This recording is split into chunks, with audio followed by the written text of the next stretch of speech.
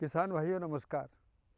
आज हम पहले जो वीडियो क्लिपिंग गई थी उसमें उत्पादन को लेकर उसके 4 घटक पर चर्चा की गई थी। उत्पादन प्रबंधन, प्रमाणीकरण, प्रोसेसिंग और बाज़ार व्यवस्था।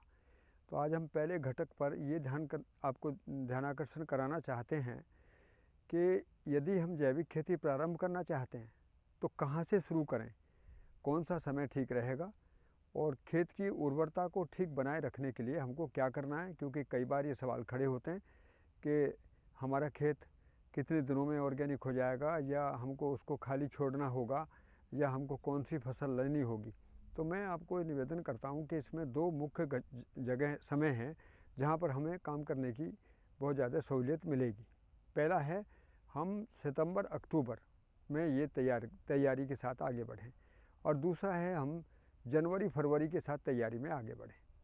तो सितंबर अक्टूबर के बारे में मैं आज चर्चा करूंगा कि सितंबर अक्टूबर एक ऐसा समय है जब वर्षा काल के बाद में सारी धरती पर जितने भी खरपतवार उगते हैं, बरसात में पानी बरसता है और उस सब के द्वारा जो कीड़े केंचुए ज़मीन के अंदर पैदा होते हैं उनके द्वारा ज़मीन में एक उर्वरता का संचार होता है, पूरी ज़मीन उर्वरक हो जाती है।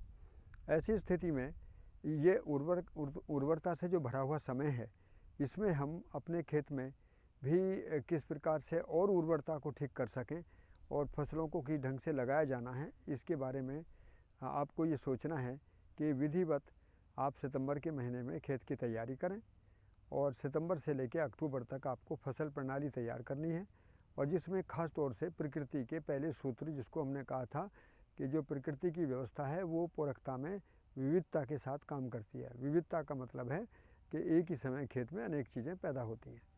तो इससे क्या हो जाएगा, इससे ये होगा कि जब आप सितंबर के महीने में अपने खेत में गन्ना या गन्ना जैसी अनेक फसलें, या उसके साथ में उसके लिए पोषण युक्त फसलें जिसमें लहसुन हो सकता है, प्याज हो सकती हैं, मेथी और धनिया हो सकता है, और इसी क्रम में आप गन्ने के साथ में सहफसली खेती में कोई जड़ी बूटी की खेती भी कर सकते हैं, या फिर आप कंद वाली सब्जियां कर सकते हैं, मूली, शलजम, गाजर, चुकंदर। तो इससे क्या होता है कि जो गन्ने वाला कॉलम है, तो गन्ने की फसल को पूरी उर्वरता मिलने का एक कार्यक्रम बन जाता है। और इससे साफ साफ बात ये होती है कि हमको इन फसलों का उत्पादन भी मिलता है और हमारी ज़मीन में उर्वरता बढ़ जाती है, जिससे हमारी लंबे समय चलने वाली फसलों को पोषण भी मिलता है। साथ साथ पानी की बचत होती है, जुताई की बचत होती है। तो मूल जो बात है वो यही है कि किस प्रकार पूरक फसलों के द्वारा हम ज़मीन की उर्वरता को बढ़ाएं और अपनी आमदनी को बढ़ाएं, पानी के प्रयोग को कम कर दें, जुताई की जो खर्चे हैं उनको कम कर दें, अपना बीज, अपना खेत, अपना खाद, और इस तरीके से एक पूरा कार्यक्रम जैविक खेती के नाम से आगे बढ़ता है। तो किसानों की आमदनी बढ़ती है और ज़मीन की ताकत भी बढ़ती है।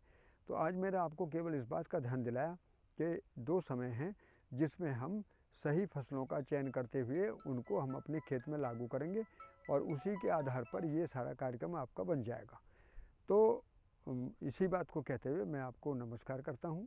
किसान भाइयों नमस्कार जी। तो आज जो ये चर्चा चल रही थी, इसमें खास तरीके से इस बात को ध्यान में रखा गया कि किस समय से शुरू करें और हमारी जो फसल प्रणाली है उसका सही आकार क्या होगा।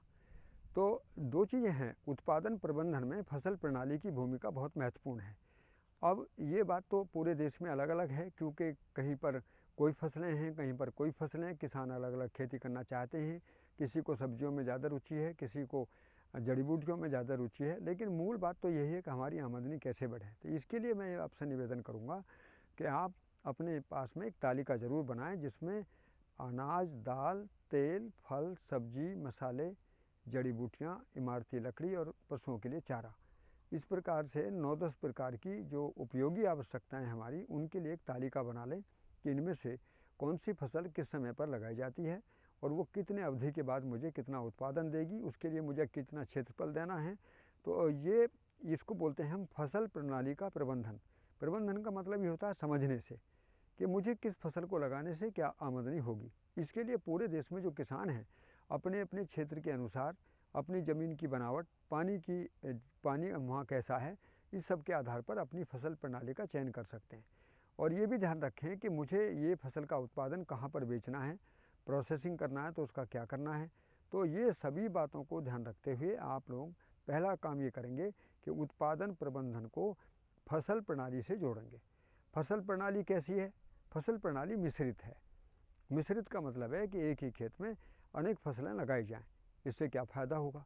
इससे फ़ायदा ये होगा कि पहले ही साल में जब हम रसायनों से मुक्त होना चाहते हैं, और हमने प्रयोग करके देखा है कि गन्ने के साथ में यदि हम लहसुन, प्याज, मेथी और धनिया जैसी फसलें लेते हैं तो इससे ये देखने में आया कि गन्ने के लिए किसी भी उर्वरक की या रासायनिक उर्वरक की ज़रूरत नहीं है।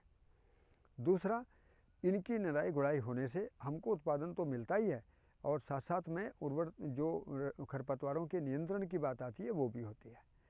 तो गन्ना मार्च अप्रैल तक अपने पूरे आकार में आ जाता है, और गर्मी के दिनों में हमको कोई भी काम ज़्यादा नहीं करना पड़ता, बल्कि हमारे खेत में पानी की आवश्यकता भी कम देखी गई और उसकी जुताई के खर्चे कम देखे गए। तो इस प्रकार लागत में कमी आई और हमारे उत्पादन बढ़ने के जो उत्पादन बढ़ने की हमारी जो कामना थी वो पूरी हो गई।